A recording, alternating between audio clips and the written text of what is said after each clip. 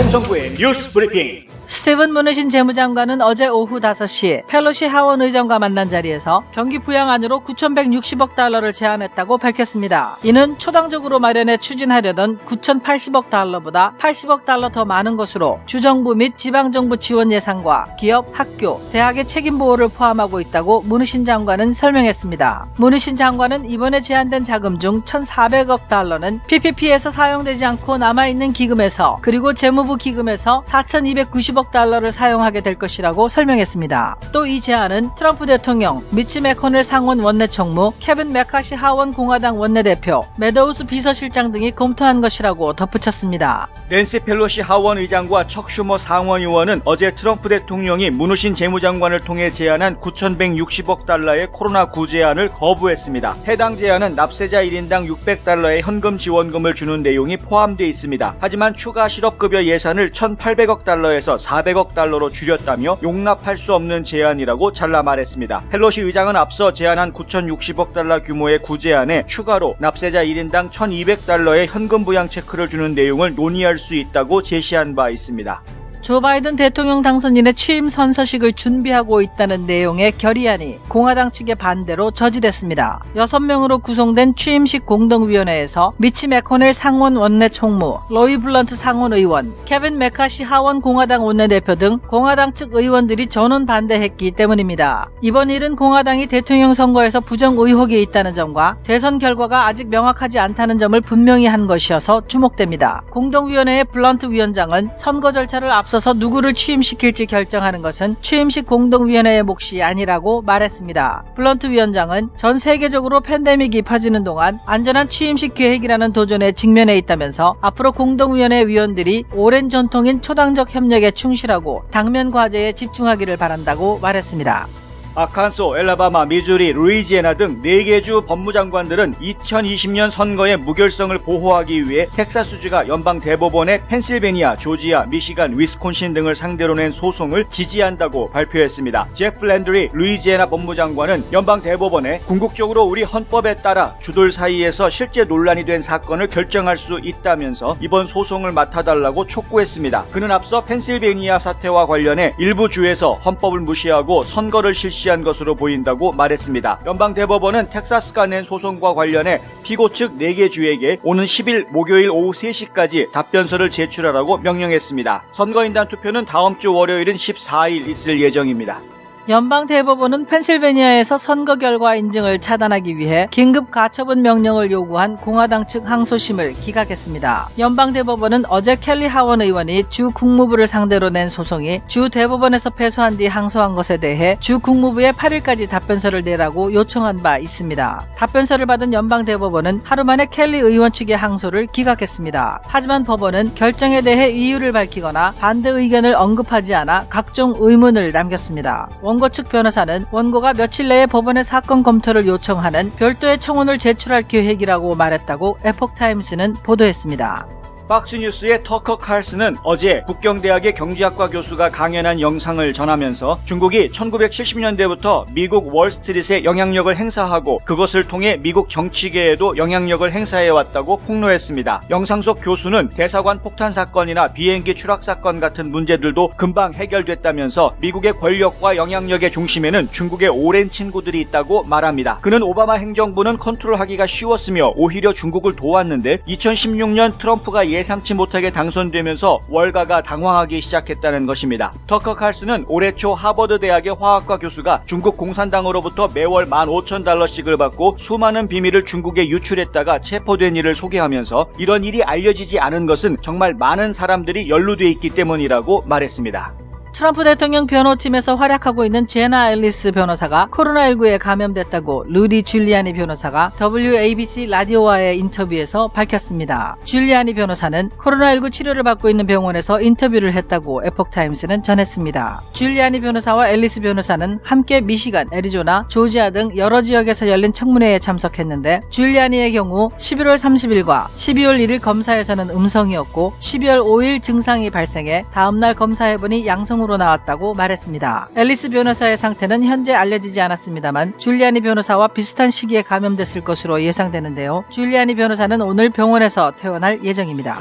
중국 여성 스파이 사건이 폭로되자 케빈 메카시 하원 공화당 원내대표는 퍽스뉴스에서 에릭 소알렐 하원 의원이 하원 정보위원회와 의회에서 퇴출돼야 하며 낸시 펠로시 하원 의장과 애덤 셰프 하원 정보위원장은 소알웰이 중국 스파이의 표적이 되어 있다는 사실을 알고 있었는지 의아하다고 말했습니다. 메카시 의원은 정보위원은 당 지도부에 의해 선택된다면서 결국 낸시 펠로시가 그 인물 중 하나라고 지적하고 그녀가 소알렐이 정보위원회에 위촉될 당시 이런 일이 발생했다는 것을 알고 있었냐며 민주당은 왜 내가 설치했던 초당적 중국 태스크포스에서 손을 뗀 것이냐고 다그쳤습니다. 메카시 의원은 소알웰이 아직도 하원 의원이냐며 아담 셰프는 의원장으로서 그가 이런 문제가 있다는 것을 알고 있었느냐고 말했습니다. 그러면서 소알웰은 정보위원회에서뿐만 아니라 의회에서 제거되어야 한다고 목소리를 높였습니다.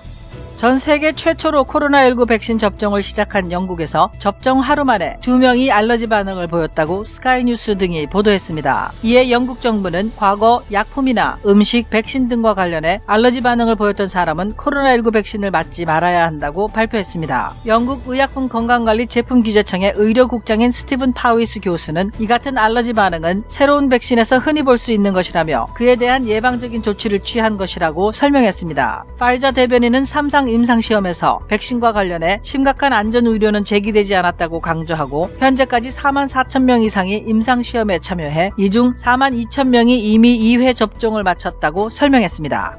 트럼프 대통령이 230조 폐기를 조건으로 내걸면서 거부권을 행사하겠다고 했던 국방수권법을 연방하원이 찬성 335대 반대 78로 승인했다고 AP통신이 보도했습니다. 의회가 3분의 2 이상으로 법안을 통과시키면 대통령의 거부권은 무효화됩니다. 총 140명의 공화당원이 찬성표를 던진 결과인데요. 찬성표를 던진 공화당의 맥 톰베리 의원은 군인들이 처벌을 받아서는 안 된다고 지적했습니다. 총 7,300억 달러 규모인 올해 국방수권법에는 군인들의 임금 인상, 직무 위험 수당, 보너스 인상, 주택 수당 조정 등이 포함되어 있기 때문입니다. 오클라호마주의 제임스 인호프 상원의원은 트럼프 대통령의 230조를 제거해야 한다는 말에 동의한다면서도 하지만 국방수권법에서는 할 수 없는 일이라고 말했습니다. 제임스 라이스 자동차 사고 변호사, 그의 실력은 이미 인정받았습니다. 미국 전체의 상위 1% 변호사 선정, 멀티밀리언 달러 승소 변호사, 14년 연속 AB 등급 유지, 6년 연속 슈퍼 변호사. 하지만 저희 최고의 자랑은 고객이 주시는 믿음입니다. If you've been injured in an auto accident, I want you to call me. I know who the enemy is, I know how they fight, and most of all, I know how to win. 제임스 라이스 법률그룹. 안녕하십니까, 홍성구 기자입니다. 조 바이든 민주당 후보를 대통령으로 인정하는 것 같은 그런 꼼수를 좀 쓰려다가 민주당이 된통당했습니다. 무슨 얘기냐면요, 대통령 취임식을 준비하기 위한 초당적인 그 취임 공동준비위원회가 형성이 돼 있습니다. 민주당 쪽에서 3명, 공화당 쪽에서 3명, 이렇게 6명의 중진 의원들로 구성이 돼 있는 이 위원회에서 결의안을 하나 만들자라고 민주당 쪽에 호이어 의원이 이 제안을 하나 했습니다. 호이어 의원이 기자들에게 했던 이야기는 뭐였냐면 공중보건 전문가들과 함께 지금 취임식을 준비하고 있다. 이걸 이제 정식으로 국민들에게 공표하는 그런 결의안 하나 만들겠다. 이런 식으로 이제 얘기를 했는데 이게 꼼수였던 거죠. 그 앞부분에다가 슬쩍 미국의 46대 대통령인 조셉 R. 바이든 주니어와 그의 부통령인 카멀라 해리스 이런 식으로 이제 표현을 아예 당선이 된 것처럼 딱 고정지어서 넣으려고 했던 겁니다. 그리고 취임식 준비위원회 이름도 그 앞에다가 조 바이든 취임식 준비위원회 이런 식으로 이름을 아예 집어넣어가지고 마치 당선이 확정된 것처럼 이렇게 표현하려고 했던 거죠. 왜들 이러는지 모르겠습니다. 처음부터 이 선거가 치러진 이후부터 계속해서 지금까지 대통령 당선인이라는 이름을 계속해서 그냥 의도적으로 붙이고 있는데 왜 그러는지 모르겠습니다. 뭐 이름을 계속 붙이다 보면 실제로 그렇게 된다라고 믿고 있는 건지, 실제 헌법상에서 정해진 절차상 어느 누구도 감히 대통령 당선인이라고 이야기할 수 없는 상황입니다.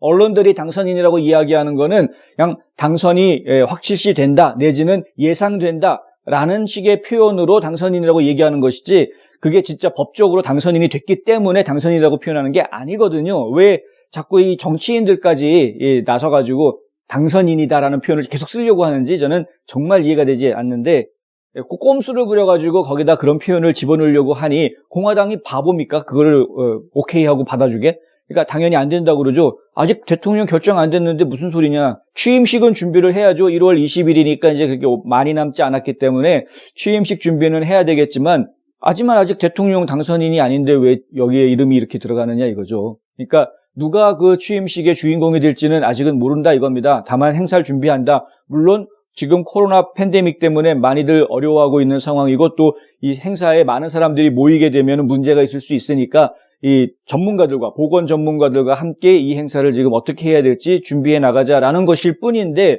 거기다가 꼭 꼼수를 써가지고 바이든 당선인. 민주당 쪽에서 지금 안달이 나 있는 겁니다. 어떻게 해서든 계속 당선인으로 밀어붙이려고 하는 거죠. 언론들이 아무리 때려대고 그리고 이 민주당 쪽의 의원들이 당선인이라는 표현을 계속 쓰고 있음에도 불구하고 끝까지 굴하지 않고 지금 공화당 쪽에서는 이번 선거 결과는 아직 확정되지 않았다. 이 결과는 좀 더 두고 봐야 된다. 이 입장을 계속 유지하고 있다 보니까 그리고 트럼프 대통령 선거 캠프 측에서도 계속 소송을 제기하고 있고 지금 법원에 낸 소송만 해도 60건이 넘습니다. 계속해서 소송을 제기하고 있고 불법 투표, 불법 선거에 대한 의혹들 계속 제기가 되고 있고 수많은 증인들이 나와서 법정에서 증언을 하고 있습니다. 무려 1000페이지에 달하는 애피데이빗, 사람들이 서명한 법정 진술서에 이게 1000페이지에 달하는 내용이 있다라는 거죠. 그러니까 많은 사람들이 지금 나와서 내가 부정선거하는 것을 직접 보았다라고 증언하고 있는 이런 상황인데 이 상황에서 무슨 당선인 어쩌고 저쩌고 하는 말도 안 되는 얘기를 지금 계속 하고 있는 것이죠. 이런 와중에 어제 팍스뉴스의 앵커죠. 터커 칼슨 앵커가 아주 핵폭탄급의 영상을 공개를 했습니다. 중국의 베이징대, 그러니까 북경대학입니다. 북경대학교 경제학과 교수가 강연한 연설인데요. 일단은 그 팍스 TV에 따르면 이 영상이 중국의 그 소셜 네트워크에 공개됐다가 곧바로 지워졌고 지금 다 삭제가 돼 있는 이런 상태다라고 이야기를 합니다. 이 영상에 보면은 이 북경대 교수가 하는 이야기가 굉장히 오래전부터 중국은 월스트리트 쪽에 영향력을 행사해 왔고 그리고 이 월스트리트 쪽을 통해서 미국의 정계에도 영향력을 행사해 왔다는 겁니다. 결론적으로 말씀드리면 이제 그 얘기입니다. 굉장히 오랜 시간 동안 그렇게 해왔다. 그래서 어떤 중국과 미국 간의 갈등 문제가 생겼을 때 그 문제들을 빨리빨리 풀 수 있었던 이유가 서로 간에 그런 영향력을 행사할 수 있는 채널이 있었기 때문이라는 것이죠. 구체적인 사람 이야기까지 나옵니다. 월스트리트에 일하고 있는 한 여성을 이야기하는데 이 여성은 어떤 기업의 중진 임원이고 그러면서 미국인인데 중국의 국적을 취득을 한다는 것이죠. 중국 시민권자가 됐다는 겁니다. 중국에서는 이중 국적을 인정을 하지는 않습니다만은 어쨌든 미국은 이중 국적을 인정을 해주고 있기 때문에 그러니까 중국 국적자이면서 미국에서는 또 미국 시민권자로 활동을 할 수 있었던 것이죠. 그래서 이 사람이 지금 계속 그런 채널 역할을 해줬다는 겁니다. 이게 하나의 예로 제시가 된 겁니다. 이 사람 이외에도 여러 사람들이 그런 사람들이 있을 수 있는 것이죠. 중국 쪽에 영향을 받아서 월스트리트 쪽에 있는 사람들에게 영향력을 행사했고 그러니까 돈이 있는 사람들에게 영향력을 행사한 것이죠. 그리고 이 사람들이 정치계 쪽에도 영향력을 행사했다라는 것입니다. 이 증권가가 굉장히 중요한 역할을 하고 있기 때문에 한 나라의 경제 지표를 이야기하는 상당히 중요한 역할을 하고 있기 때문에 이 사람들의 역할이 정치인들에게도 상당히 지금 신경 쓰이는 부분이 됐다는 겁니다. 그런데 트럼프 대통령이 당선이 되고 나서 분위기가 좀 바뀌었다는 거죠. 트럼프 대통령이 2016년에 대통령 당선이 될 줄 몰랐다라는 겁니다. 예상치 않게 트럼프 대통령이 되놓으니까 다들 힐러리 클린턴이 될 줄 알았는데 이렇게 되놓으니까 월스트리트이 이 백악관 쪽으로 영향력을 행사하는 게 계속해서 실패를 했다. 이런 이야기가 됩니다. 이 상당히 중요한 이야기가 돼버렸습니다. 지금 이제 여러 가지 이야기들이 중국과 미국 간의 대립 구조, 갈등 구조를 더 기피하게 만드는 이런 상황으로 좀 치달아가고 있는 상황이죠. 지금 도미니언 투표기에 중국이 개입이 돼 있다. 알고 봤더니 11월 3일 선거가 치러지게 약 26일 전인 10월 8일 날 이 도미니언 투표기의 모 회사가 이 소유권을 가지고 있는 회사를 갖다가 중국 쪽 회사에다가 4억 달러 받고 팔아버렸다. 이런 얘기가 지금 폭로가 돼 있는 상태이고요. 그리고 최근에는 FBI에서 캘리포니아 쪽에서 활동했던 중국계 여성 스파이, 중국계 여성 스파이가 캘리포니아 지역에 있는 민주당 의원들하고 아주 친밀한 관계를 가지고 있었다. 이거 지금 폭로가 돼 있는 상태죠. 그런 상황에 지금 어제 터커 칼슨 앵커가 이런 방송까지 이제 한 겁니다. 연이어서 지금 매일 터지고 있는 일입니다. 중국과의 스캔들 이야기가 계속해서 터지고 있죠. 어제 방송에서 중요한 부분이 뭐가 있었냐면요. 자, 그런데 이 상황에서 바이든이 대통령에 당선이 됐다라는 이야기를 중국 교수가 합니다. 중국 교수의 이야기입니다. 바이든이 당선이 됐는데 이 바이든은 그 아들이 해외에 상당한 지지 기반을 가지고 있다라고 말했다. 그게 누구겠느냐? 이런 이야기죠. 바꿔서 이야기하면은 결국 중국에서 헌터 바이든을 통해 바이든 쪽에 도움을 주었다라는 이야기입니다.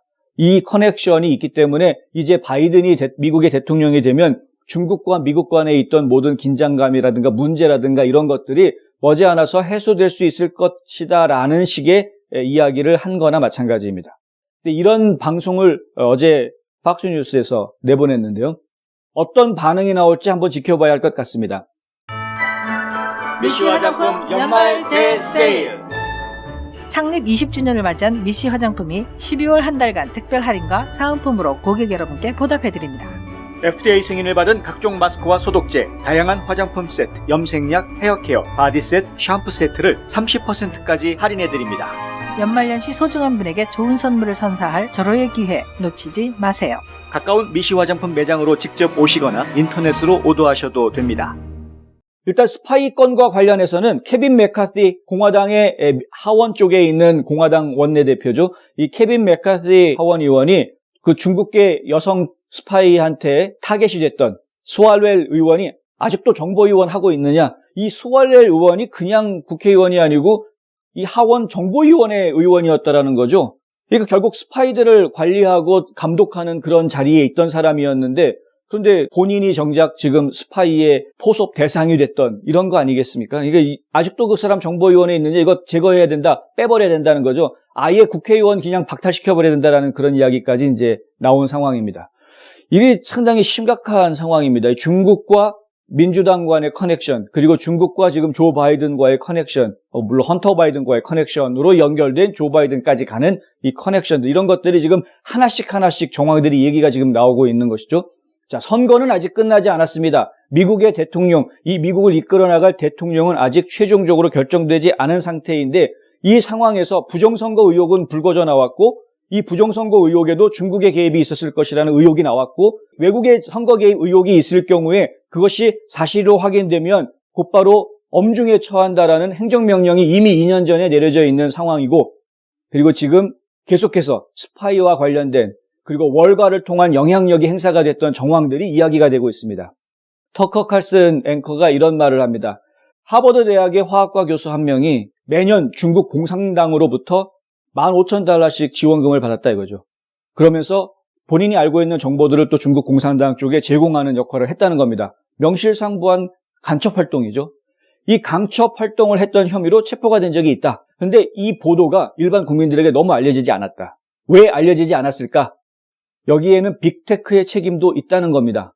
이 미국이란 나라는 언론사가 어떤 특정 언론사가 미국 전체를 커버하는 이런 경우가 거의 없습니다. 상당히 드뭅니다. 왜냐하면 워낙에 땅덩어리가 넓기 때문에 이게 쉽지가 않습니다. 공중파라는 채널은요, 라디오도 그렇고 TV도 그렇고 전파에 한계가 있습니다. 일정 지역 이상을 벗어나서 전파를 내보내기가 어려운 부분이 있죠. 그렇기 때문에 각 지역마다 지국들이 만들어지게 되고 네트워킹을 하게 됩니다.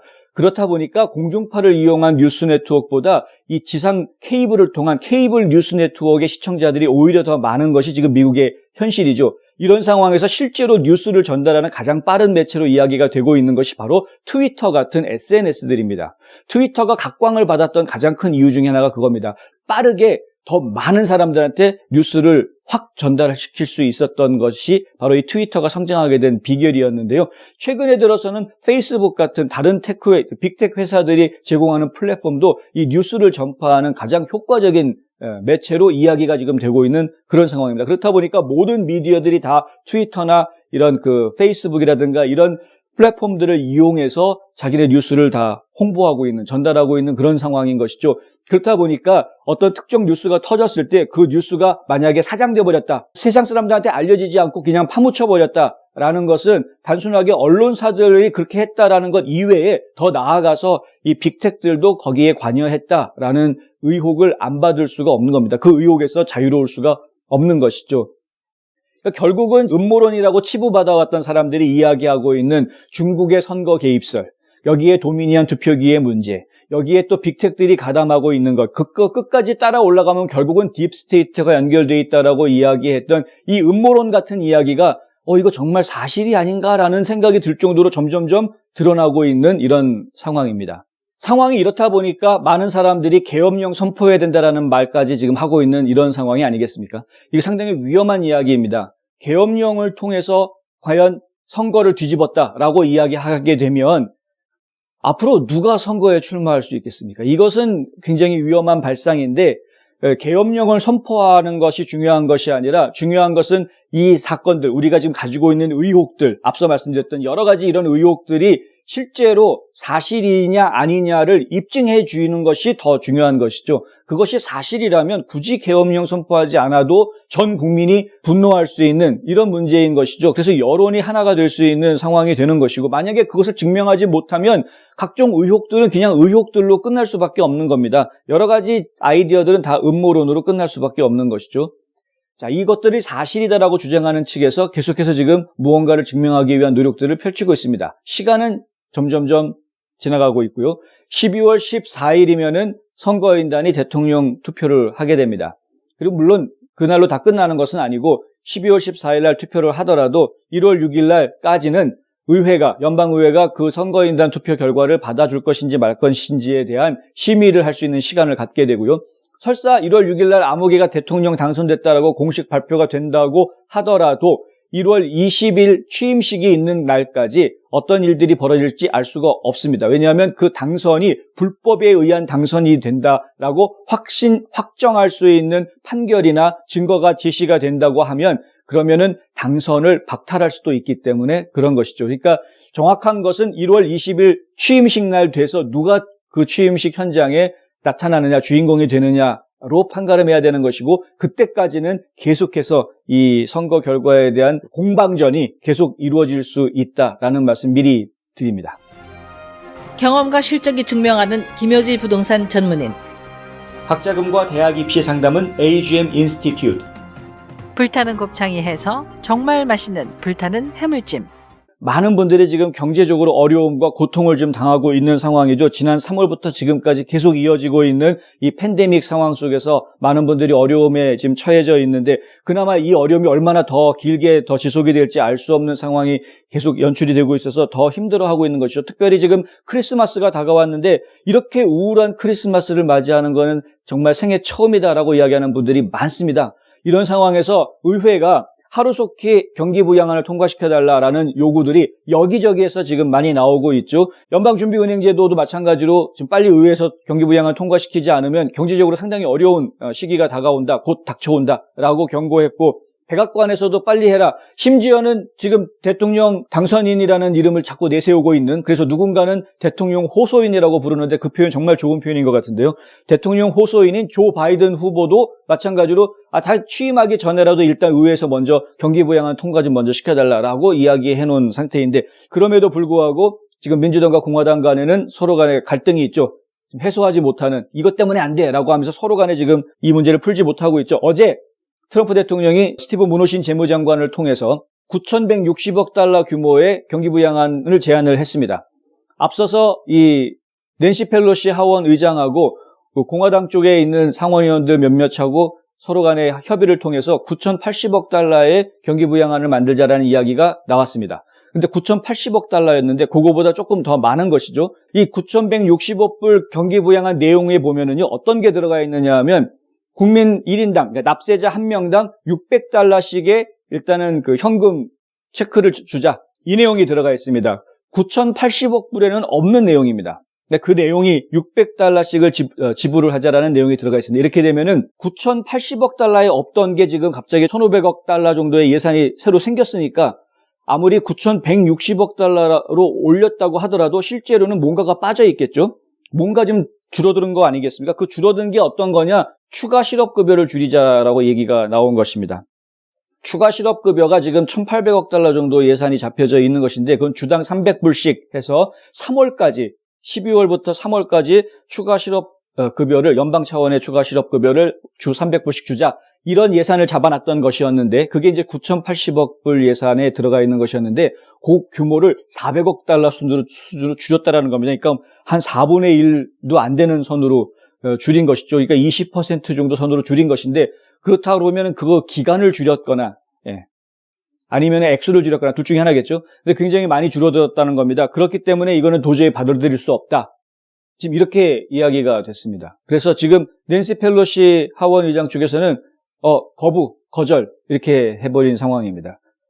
자, 백악관 쪽에서는 항상 좀 더 쓰겠다라고 나오는데 민주당 쪽에서는 그 내용이 마음에 안 든다고 거절하고, 또 민주당 쪽에서 이렇게 하자라고 내용을 내놓으면 또 공화당 쪽에서 그건 내용이 이게 마음에 안 든다 하고 또 거절하는 이런 상황이 지금 계속 반복되고 있는 것이죠. 바꿔서 얘기해드리자면 대통령 취임식 하기 전까지는 해결되지 않는다라고 저희 전번에 말씀을 드렸었는데 여전히 마찬가지로 해결되지 않을 전망입니다. 왜냐하면 이미 이건 정치 이슈화 돼버렸다. 이미 정치 이슈화 돼버렸다는 겁니다. 민주당 쪽에서는 항변을 합니다. 주정부와 지방정부 예산을 돕겠다라는 것은 다른 게 아니라 이 경찰들, 그 다음에 소방관들 같은 일단 긴급하게 움직여야 하는 사람들의 운영 예산에 필요하기 때문에 이 돈이 필요한 거다라고 항변을 하고 있습니다. 그런데 공화당 쪽에서는 천만에 만만에 많습니다라는 거죠. 그거하고는 관계없다는 겁니다. 그거를 인정해준다고 하더라도 민주당에서 요구하는 액수만큼을 다 풀로 줘야 될 이유가 별로 없다. 이런 부분을 또 이야기하고 있는 것입니다. 그러니까 좀 더 지켜봐야 하는 상황이고 이 문제가 해결될지 안 될지도 사실은 알 수가 없다. 그런데 한 가지 확실한 것은 모든 사람이 경기 부양안을 원하고 있기 때문에 일단 지금 정치적인 불안함, 이것이 해소가 되어야지 이 문제가 해결될 수 있다라는 것입니다. 정치적인 불안함이라는 건 다른 게 아니라 이번 대선 선거의 결과에 대해서 지금 많이 이야기가 되고 있는 부정선거냐 아니냐에 대한 문제, 그 다음에 차기 대통령이 누구냐라는 것을 확정하는 문제, 이것이 아직 안 됐기 때문에 이런 문제가 계속 생기는 것이라는 거죠. 그러니까 이 문제가 해결이 되면, 그러면 서로가 이해할 수 있는 선에서 해결이 되면, 그러면은 이 경기 부양안 문제도 따라서 해결이 될 것이다. 결론적으로 말씀드리면은 아까 말씀드린 대로 1월 20일이 돼야 정작 다음 대통령이 누구나라는 것을 확정할 수 있는 그런 상황이기 때문에 그때까지는 이 문제는 해결되지 않을 것이다라는 겁니다. 이번 회기 중에는, 의회 회기 중에는 해결되지 않을 것 같고요. 내년 1월 3일 날 시작되는 새 회기가 시작이 됐을 때 그때 가서야 이 경기 부양안 얘기가 다시 정상적으로 논의가 될 수 있을 것이다라는 생각이 드는 이유이기도 합니다. 사실 펠로시 하원 의장 쪽에서는 1인당 원래는 1,200불씩 주자라고 제안을 했었습니다. 9,080억 달러를 제안한 것에 플러스 1인당 1,200불씩 국민들한테 주는 거는 추가로 따로 하자. 이걸 추가하게 되면은 대략 예산이 1조 2천억 정도 예산이 들어가게 되고요. 여기에 또 뭐가 더 추가되는지는 모르겠습니다만은 지금 연방 하원에서 초당적으로 만들어낸 그 문제 해결사 코커스 쪽에서 1조 4천억 규모의 지금 초당적인 안을 마련해서 움직이려고 하는 그런 조짐이 있습니다. 근데 거기에 또 뭐가 더 추가되는지는 모르겠습니다만 하여간 그런 움직임이 있는데 일단 그건 제쳐두고라도 민주당 입장에서는 1,200불씩 주자라고 얘기했는데 갑자기 그걸 600불로 깎이면서 그걸 갖다가 9,080억 있던 거에다가 덮어 씌우면서 오히려 지금 실업수당을 줄이려고 하는 그런 상황으로 이야기를 하니까 이게 좀 이상하다 이렇게 되는 것이죠. 받아들일 수 없다 이렇게 된 겁니다. 그런 부분들은 저희가 이해가 좀 되기도 하는 부분이기도 한데 문제는 이거는 이제 정치적인 이슈가 이미 돼버렸기 때문에 서로 간에는 막 돈 문제 가지고 얘기하는 것 같지만 실질적으로는 돈 문제 가지고 얘기하는 상황은 좀 아니다라는 거고요.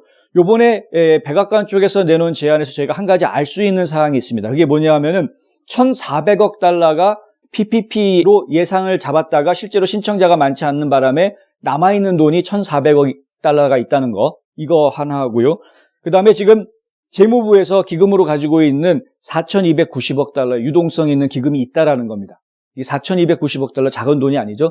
그러니까 4,000억 달러 정도의 재무부 자체 예산이 움직일 수 있는 예산이 있고, 그리고 1,400억 달러는 PPP 대출로 원래 잡혔으나 아직 사용하지 않은 돈이 있다. 합치면은 5,600억 해서 5,700억 정도의 자금이, 활용 자금이 지금 현 정부에 있다는 겁니다. 자, 5,700억 정도의 활용 자금이 있다면 여기에 지금 맥코넬 연방상원의원이 이야기하는 5천억 정도 규모에서 새롭게 구제안을 만들 수 있겠다라고 제시한 그 5천억을 더하면 그러면 한 1조가 넘는 예산이 생기게 됩니다. 1조 달러가 넘는 이 예산 정도 규모면은 그러면 충분히 지금 백악관이 제시한 안이든 아니면 민주당 쪽에서 제시한 안이든 어떻게든 할 수 있는 실행이 가능한 지금 예산이라는 것이죠. 무슨 얘기냐면 지금 돈이 없어서 혹은 정부가 부채가 너무 늘어나는 이런 문제, 이런 거랑 관계가 없다는 거죠. 순전히 정치적인 이유 때문에 지금 서로 실갱이가 벌어지고 있는 것이다 라는 겁니다. 감기 환자를 위한 출입구 따로 있습니다. 김시현 내과. 한 곳에서 시작되는 안정된 미래, 선우앤선우 종합보험.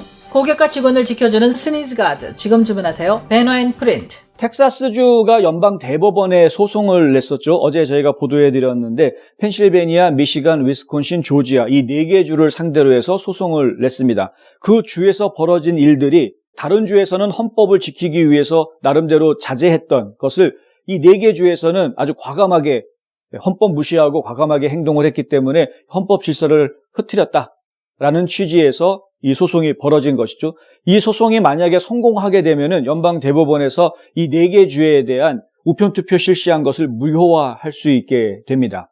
그러니까 이 4개 주에서 우편 투표 실시한 부분들을 무효 처리해버리게 되면은 당연히 트럼프 대통령이 이깁니다. 4개 주가 다 그렇게 됩니다. 그러면 선거인단 수가 트럼프 대통령이 당선할 수 있는 270명을 넘어가는 선거인단 수로 뒤바뀌게 됩니다.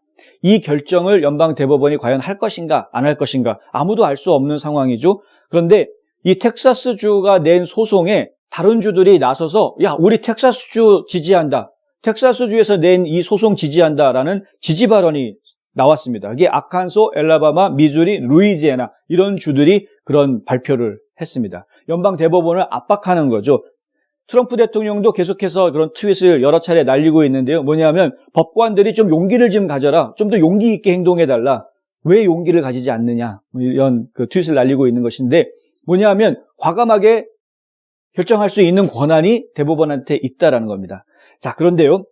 제가 이제 한 가지 정확하게 말씀을 드려야 될 부분이 있는데 펜실베니아주 가지고 요즘 기사들이 이렇게 저렇게 나오는 것들이 많이 있습니다.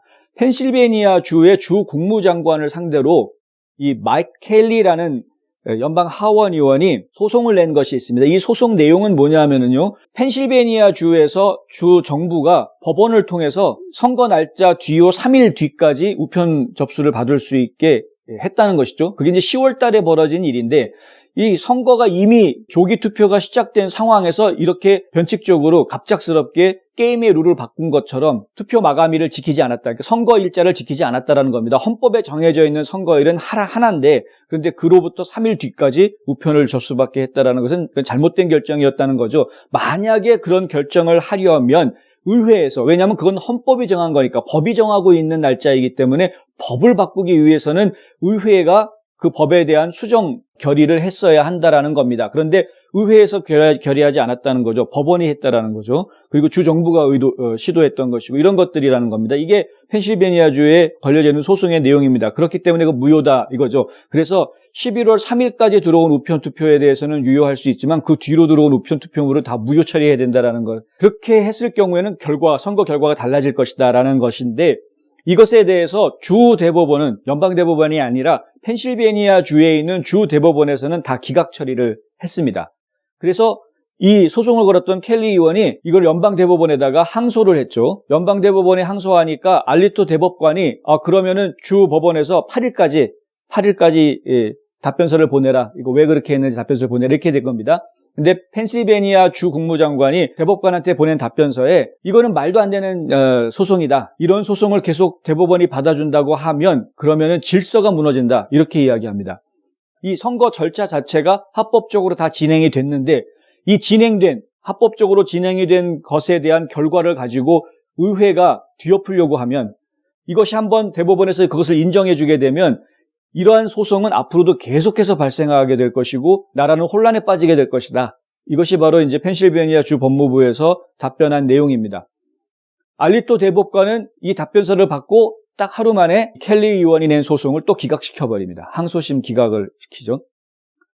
그러면서 이 기각한 이유를 얘기를 안 했습니다. 판결문에 보면은 그것이 왜 기각이 됐는지, 왜 그것을 대법원이 받아들이지 않는지에 대한 설명들을 해주게 돼 있는데 일체 설명이 없이 그냥 기각을 시켜버려서 왜 이것이 기각되느냐 하고 궁금해하시는 분들이 좀 생겨져 있는 상태입니다. 그리고 민주당 쪽 진영에서는 거 봐라, 대법원에서 이 사건 받아주지 않는다, 주에서 다 결정했으면 그거로 끝이다, 이런 식으로 지금 계속 밀어붙이는 쪽으로 좀 가고 있는 그런 상황이죠. 근데 제가 좀 설명이 필요할 것 같습니다.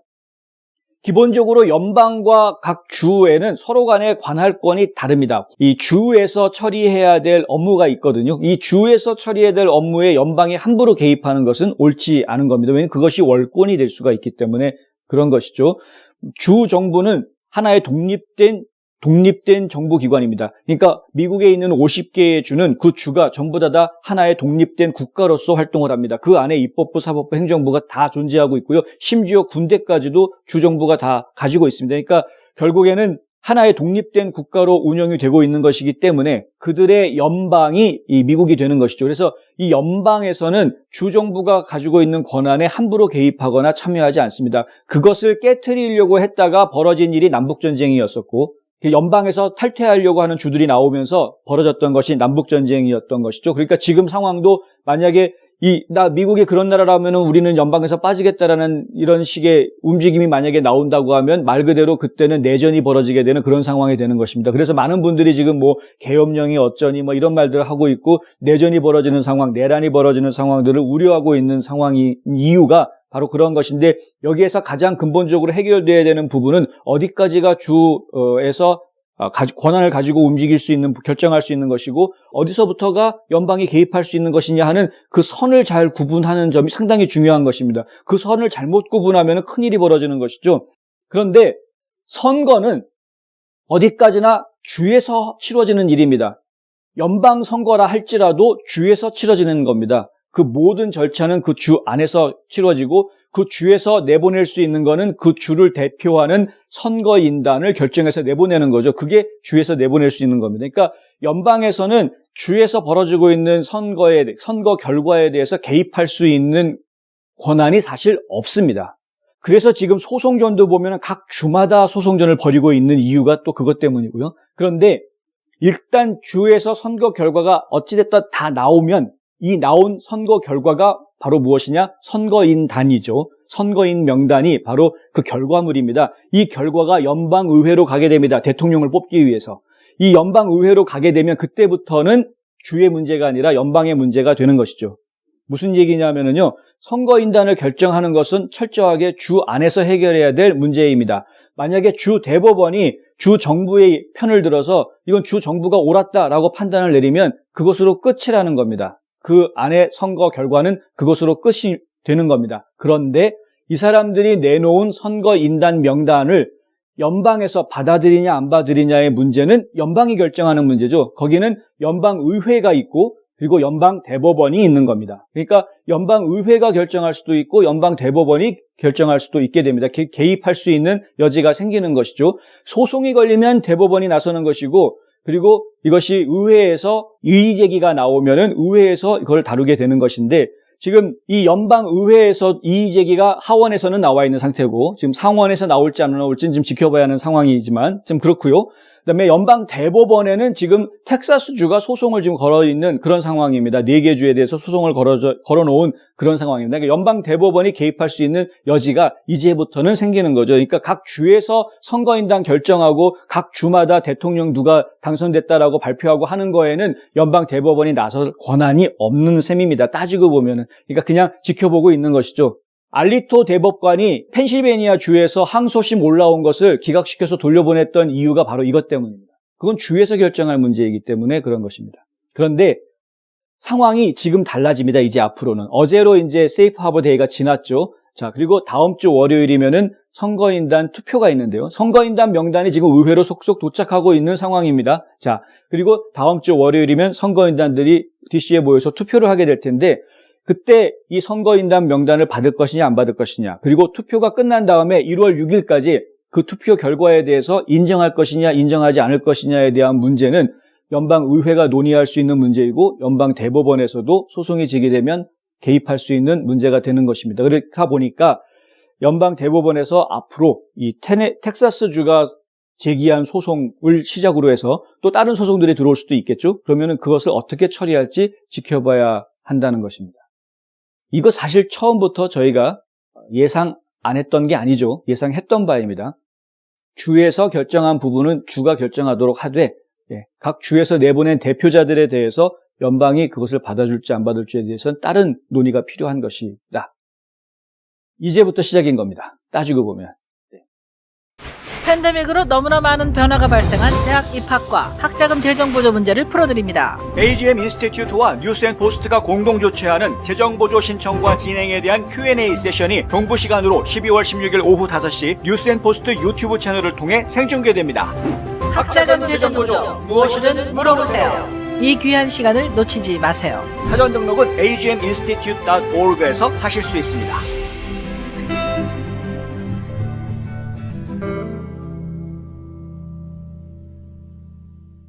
어제 연방하원에서는 국방수권법, 그러니까 NDAA라는 국방수권법이 통과가 됐습니다. 압도적인 표 차이로 통과가 됐는데요. 찬성이 335명, 반대가 78명. 그러니까 공화당원 그 연방하원 의원들 중에서도 무려 140명이 찬성표를 던졌다. 이제 이렇게 계산이 나오는 것인데, 이 국방수권법은 원래 트럼프 대통령이 거부하겠다, 반대하겠다라고 했던 것이죠. 왜냐하면 230조 때문에. 230조는 소셜미디어 플랫폼을 운영하는 회사들이 사용자들이 올려놓은 글에 대해서 법적인 책임을 지지 않는, 그 법적인 책임은 글 올린 사람이 져야 되는 거지, 그 글과 관련해서 이 운영하는 회사는 법적인 책임을 지지 않도록 면제해주는 조항에 대한 내용인데, 이 조항이 지금 악용이 되고 있다는 거죠. 통신회사에서 사람들이 올려놓은 글에 대해서 수정을 가하고 있지 않습니까? 이것은 프로드다, 그러니까 사기, 가짜다라는 그 태그를 달기도 하고, 이 글이 링크가 되지 못하게 링크를 막기도 하고, 또 더 퍼져나가지 못하도록 퍼져나가는 속도를 늦추게 조작을 하기도, 알고리즘을 만들어서 넣기도 하고, 아예 어떤 글 같은 경우는 자동으로 삭제되게 하기도 하고, 이런 작업들을 지금 이 소셜미디어 회사들이 하고 있다는 것이죠. 그렇게 편집을 하는, 그런 편집권을 발동을 하려면 그러면 책임도 져야 되는 것 아니냐, 그 본인들이 편집했던 그 편집 행위에 대한 책임도 져야 되는 것 아니냐, 이것이 이제 트럼프 대통령의 주장입니다. 굉장히 맞는 주장입니다. 사실은 맞는 주장인데, 이 맞는 주장을 하는 것까지는 좋았는데, 이것을 230조 조항을 폐지하지 않으면 그러면은 국방수권법을 거부하겠다라고 이야기했던 트럼프 대통령의 말을 이 연방 하원에서는 그거하고는 관계없다라고 판단하고 지금 통과시켜버린 겁니다. 대통령이 이 거부권을 가지고는 있지만, 대통령이 거부권을 행사한다고 하더라도 의회에서 3분의 2 이상, 그러니까 슈퍼 머저리티죠. 3분의 2 이상이 동의를 하면은 그러면 대통령의 거부권과 상관없이 그것이 입법이 될 수 있습니다. 그것이 이제 미국의 법이죠. 왜냐하면 대통령이 무조건 다 모든 걸 못하게 할 수 있도록 아주 슈퍼맨 같은 그런 권한을 주었다가는 의회는 대통령의 수하가 될 수밖에 없는 하부 구조가 되는 그런 문제가 생기기 때문에 이 3권이 제대로 서로를 견제할 수 있게 하기 위한 하나의 민주주의적인 구조인 것입니다. 그러니까 트럼프 대통령의 주장은 이해가 되지만 이 230조라는 건 정말 없어져야 되겠다, 그거는 알겠는데, 하지만 그것 때문에 이 국방수권법에 영향을 받게 되는 많은 군인들, 그리고 그 군인들에 대한 영향을 줌으로 인해서 또 영향을 받게 되는 우리 국민들, 이런 많은 사람들이 받게 되는 영향에 이 230조 조항 하나 때문에 그걸 다 망가뜨릴 수는 없다. 만약에 그 법안을 통과시키지 않게 되면 당장 군인들은 월급을 받을 근거가 없어져 버리는 겁니다. 왜 이 소셜미디어 회사들 때문에, 그런 빅테크 회사들 때문에 왜 군인들이 본의 아니게 처벌받는, 벌을 받는 꼴이 돼버려야 되느냐, 이런 주장이 이제 공화당에서도 나온 것이죠. 그래서 대통령의 입장은 이해하지만 국방수권법을 가지고 볼모 삼아서 이렇게 하는 것은 인질극을 벌리는 것에 불과하다. 이건 이래서는 안 된다라는 취지에서 많은 공화당원 의원들이 이 법을 통과시키는데 찬성표를 던진 것입니다. 이런 것을 보면은 미국이라는 나라가 얼마나 건강하게 민주주의를 지금 이끌어가고 있는지를 아주 단적으로 볼 수 있는 것이죠. 한 사람이 독재자 같은 그런 권력을 휘두를 수 있게끔 돼 있지 않다는 것. 이 미국이라는 나라가 여태까지 건강한 민주주의 국가로 세계의 1등 국가로 인정받고 이렇게 민주주의 국가의 선두 국가로 인정받을 수 있는 이유가 바로 이런 모습들 때문입니다. 이런 모습들을 계속 지켜나가는 것은 아름다운 것이라고 생각합니다. 또 이런 모습들을 지키기 위해서 우리가 뽑는 대통령이나 이 선거 과정에 어떤 의혹이 없어야 된다라는 거 상당히 중요한 부분입니다. 민주당 쪽에서도 공화당 쪽에서도 한결같이 사용하는 단어가 있습니다. 그게 바로 무결성입니다. 선거에 대한 무결성을 주장을 합니다. 어느 쪽 편에 있던 똑같은 단어를 사용을 합니다. 선거가 무결성하다라는 것은 그 선거가 사람들에게 믿음을 주고 신뢰를 줘야 한다라는 것 때문에 무결성이 중요한 것이죠. 만약에 결함이 있다라고 생각하면 누가 그걸 믿냐 이겁니다. 그러니까 결함이 없어야 한다라는 것 때문에 한쪽에서는 의혹이 제기가 된 부분이 사실인지 확인해보자라고 이야기하는 것이고, 근데 그 결함이 없어야 된다라는 것 때문에 또 다른 한쪽에서는 결함이 없으니 문제될 것이 없다라고 그냥 밀고 가려고 하는 그런 상황인 것이죠. 양쪽 다 무결성에 대한 주장을 하면서 이렇게 다른 행동들을 보이고 있는 것입니다.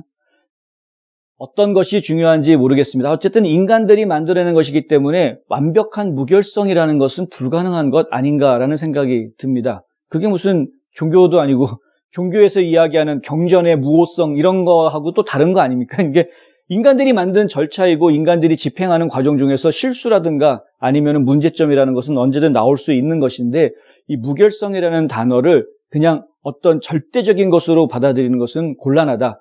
선거에 있어서의 무결성은 끊임없이 도전받고 끊임없이 증명해 주면서 지켜나가야 하는 것이지 그것이 나는 무결하니 나는 잘못된 거 없고 이 절차상에서 문제가 생길 아무런 이유도 없고 방법도 없고 문제가 생길 수 없으니 이 결론은 확실한 결론이다라고 무조건 그냥 눌러 엎고 앞으로 밀고 나가려고 하는 이런 것은 곤란하다는 것이죠. 다시 한번 말씀드립니다. 인간이 하는 모든 행동은 실수나 오류가 있을 수 있습니다. 그렇기 때문에 우리가 이걸 완벽하다, 이거는 온전하다라는 것을 주장하기 위해서는 그런 실수와 오류에 대한 도전을 항상 받아들이고 그것이 실수였는지 오류였는지 잘못이었는지 그것을 명명백백하게 확인하고 넘어가야 그래야 그것에 대한 무결성을 인정받을 수 있는 것입니다. 홍성구의 뉴스 브리핑 오늘 여기까지 하겠습니다. 저는 내일 또 다시 찾아뵙겠습니다. 시청해 주셔서 감사합니다.